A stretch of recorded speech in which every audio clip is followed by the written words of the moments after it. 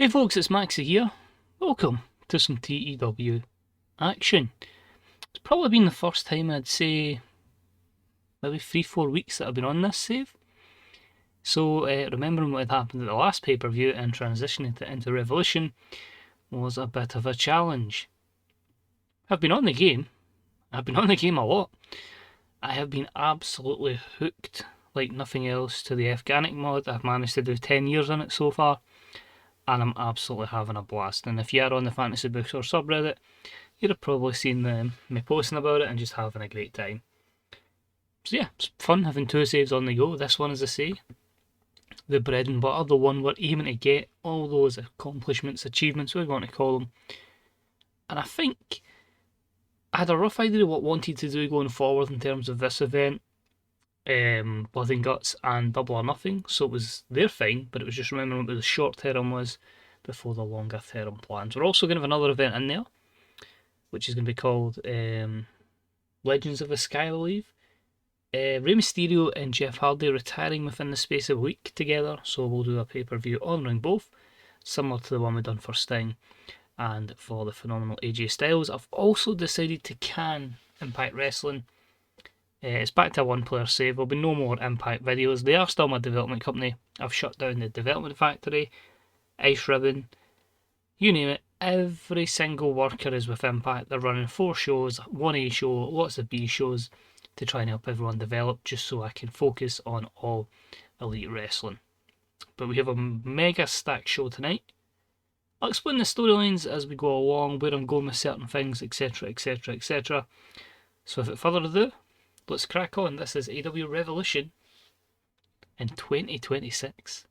Wow, let's do it. So we're straight in to Revolution in front of 77,227 fans in the Ben Hill Griffin Stadium. We have a 6-man match to start the show. The backstory is Jungle Boy Jack Perry was taken out by the Fatu brothers. It seemed like a hit. He managed to get the services of the Briscoes, who have come in and given him some backup, so that gave it a 3-on-2. And Pac has said he was given a lot of money by someone to take out Jack Perry, and he's going to look to do this. I've decided to re-sign the Briscoes and go with the Briscoes again. I feel like I underutilised them before, and I feel like if there's any wrestler in a modern day database that passes away, I think it's our duty to keep using them to basically celebrate them.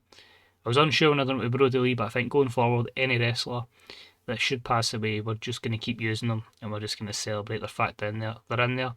Because obviously we do a historical mods, and obviously a lot of them are dead because obviously time, age, and previous substance abuse, etc. So we'll absolutely be using the Briscoes. I'm looking forward to see what I can do with Mark and Jay here. But the match itself was decent. Jack Perry and the Briscoes defeat Pac and the Fatu brothers in 10:26. When Jack Perry got some retribution with a win over Jay Fatu and used a Canadian Destroyer. Overall, a 77. You can see there the best performances were from Jungle Boy Jack Perry and from Pac. And Jay Fatu was off his game in the 77 rated opener. That was my gimmick change. I was very confused. So he's a commentator, he's our authority figure, and he's Chris Jericho. And he's getting stale, so I figure he's 55. He's went from Le Champion, which he's had since the save began, to becoming a holiday pensioner. So it's an adequate gimmick change, but it's just him going to be going mad on commentary, basically. Well, after the matchup, Jungle Boy is celebrating his victory, and then we find out it's MGF who comes down and beats the living daylight out of Jack Perry, and that gets the 79 rated segment. I hope you noticed as well, by the way, new picture pack, which allows us to have the new upgraded graphics for AEW, and basically just gives the save a fresh lick of paint. But more on that later on.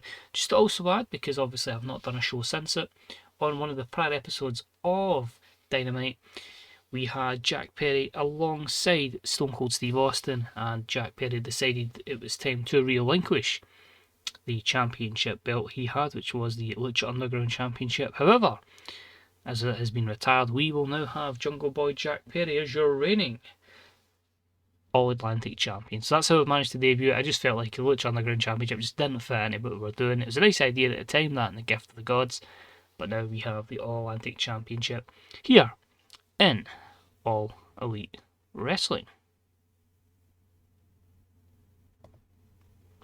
Next up, we had the Face of the Revolution ladder match on the women's side, and it featured Alexa Cabrera, it featured Kana, it featured Mayu Yamashita, it featured Io Shirai, Demi Bennett and Britt Baker, and in a superb matchup we had Demi Bennett defeat Kana, Mayu Yamashita, Io Shirai, Alexa Cabrera and Britt Baker in at 17:20 when Demi Bennett retrieved the item. She is your new Women's Face of the Revolution.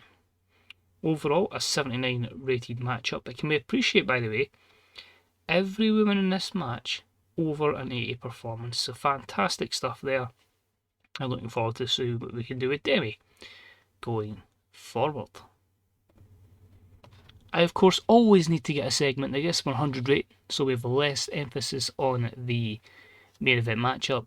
And it just basically was the Super Elite having a discussion backstage of how it's going to be their night yet again as they continue to take over AEW. That, of course, features Nick Jackson, Kenny Omega, Jay White, Kevin Steen, Hangman, and Adam Cole. 100 rated segment, and Nick performed poorly. We're going to see a variety of them in different matches tonight. We're going to see Jay White take on Sami Zayn, and we're going to see Kenny Omega take on Darby Allin, and we're going to see both Kevin Steen and Adam Cole in the Face of the Revolution ladder match. So interested to see how that unfolds. Next up, we had a matchup for the AEW Evolve Championship. Basically, Logan Paul has just been running amok on that show. He's obviously alongside Matty Wahlberg, just being loud and obnoxious, but they have the enforcer, they have the man that just suplexes everyone. They have Hook in their corner, and it's just gotten to a stage where he wants that championship belt from Shota Umino. And here they had a great heat, good wrestling, and Logan Paul defeats Shota Umino, would have seen that one coming, in 11:41 by pinfall with interference from Matty Wahlberg. Meaning the new AEW Evolve champion is Logan Paul. It sounds mad, but it'll make sense down the line, especially for Shota. A 75 here. Shota's going to bring the performance. Logan is not great in ring in this, but has the overness, 92 over. But as I say, it's one of those things you have to do, a sacrifice to be made for the bigger picture, and it's going to be all things going ahead for Shota Umino. After the matchup, we get the celebration from the three of them. That is, of course, Logan Paul, Matty Wahlberg, and Hook, 73. We then moved on to about the had superb wrestling, great heat. We've had this feud going on for a while as Sami Zayn tackles on the Super Elite, and Jay White defeats Sami in 13:42 using the ropes for leverage. 86, this was a steal the show matchup in less than 15 minutes, and it delivers with a solid 86. And basically after the matchup, Jay just basically beats the living day shit out of Sami Zayn, and he basically power bombs him off the stage through the equipment, and as he just laughs, Sami Zayn is stretchered out with a neck brace on. So he were writing Sami off television. It's an 83 rated segment, and the Switchblade has basically slashed Sami Zayn and taken him out of contention. Next up, we had a fantastic matchup, and I've just saw the text here, got a bit worried and then realised fantastic what they've done here. This was for the TBS Championship. This feud's been going on for a while because Bayley cheated to win the belt off of Kairi Hojo, and they decided let's settle that in a cage match. So for the second year in a row at Revolution, Kairi Hojo in a cage match, and it was about to have superb wrestling, great heat.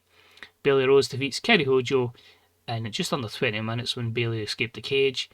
Kairi had successfully left the cage earlier, but the referee was unconscious and missed it, even though there'd be three of them outside.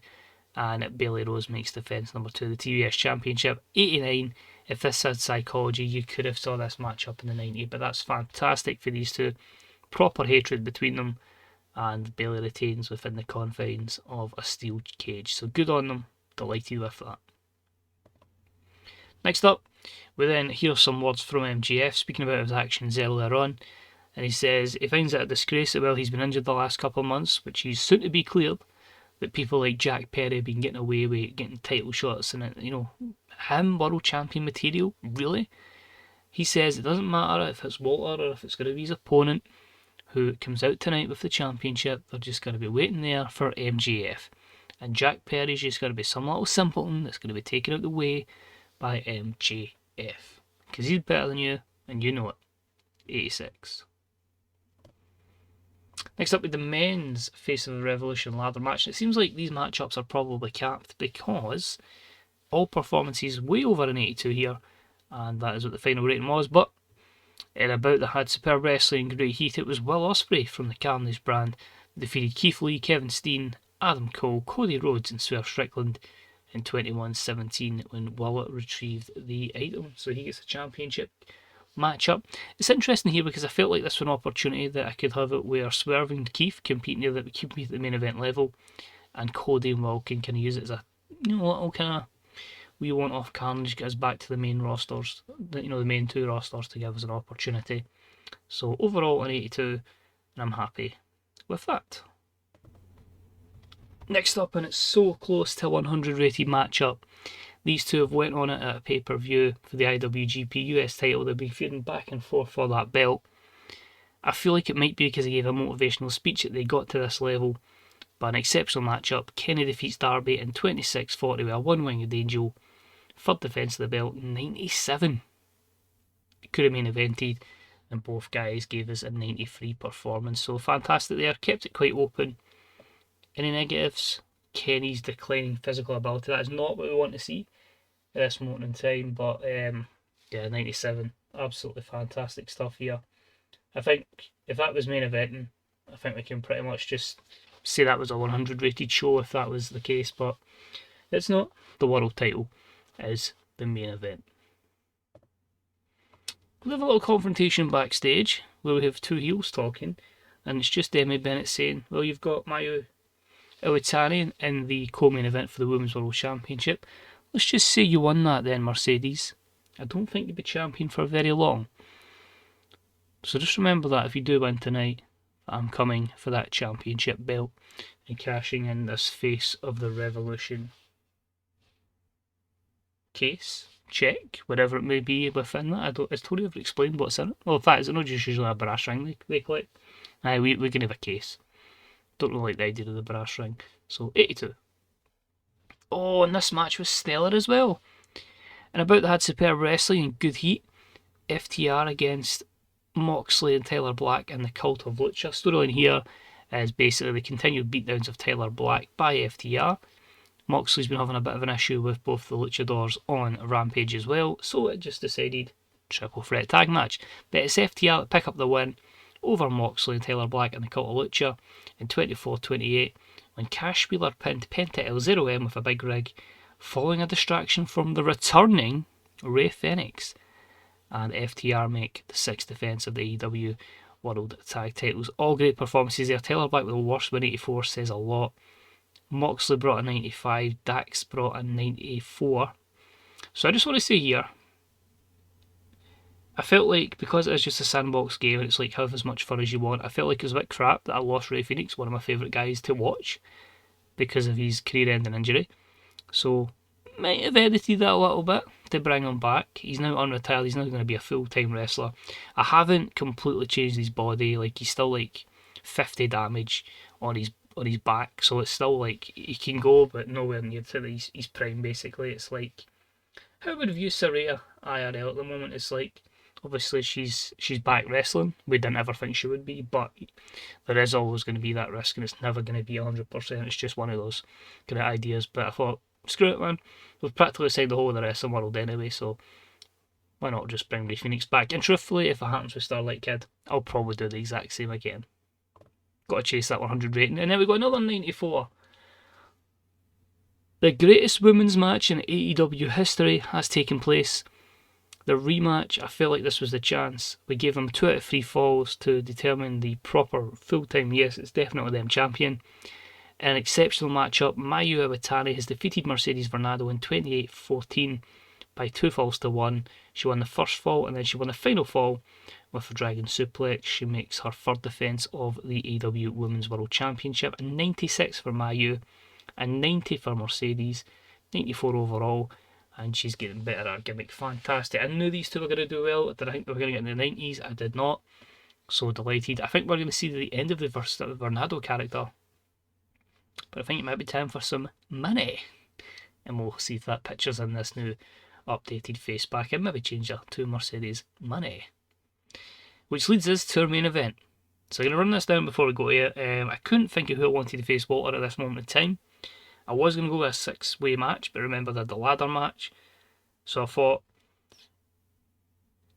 he needs a good opponent here, and that's going to take him through to big defences at Blood and Guts, and then a massive defence at Double or Nothing. So we gave him Kazuchika Okada.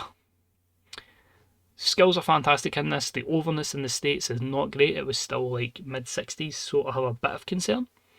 Let's see how Okada versus Walter draws. And considering Okada's overness in this, a 92 is a lot better than I thought it was going to be, so absolutely delighted with that. I might see if we can loan him in more often, get his overness, and see if we can get the same effect as we had with Mayu Iwatani.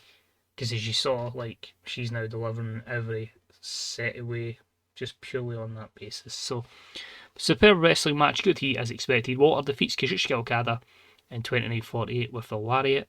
And it was his first defence in this new run of World Championship. So the second time around for Walter, 92, 85 plays a 94. And finish the show, it's got to be a 100. Surely to God, with all these fantastic matches, it's got to get the 100 rated show.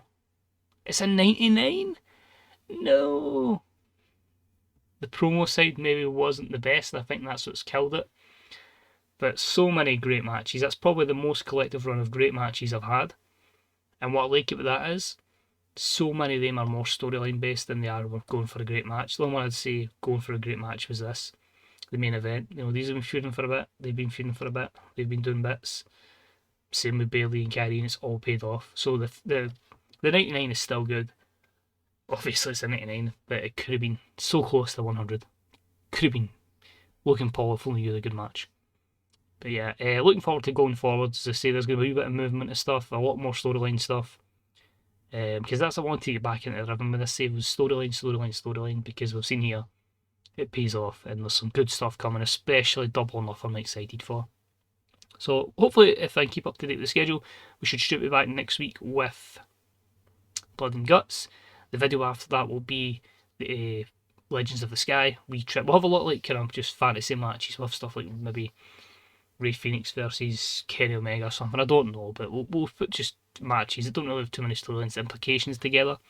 And then the big storyline stuff will of course be at Double or Nothing. But apart from that, thanks very much for watching. Let's say if you like what you see, if you like, etc, is all appreciated. Jump on the Fantasy Booker subreddit. I'm hovering on a bit more often now, get a bit of conversation on the go, and of course the Grader software forums as well. My scan's done. I'm not even going to edit that, but at least you know my scan's done exactly bang on 8 o'clock. So sorted. No action needed. Good to see. Cheers for watching. Take it easy, and I'll see you all next time. Bye bye.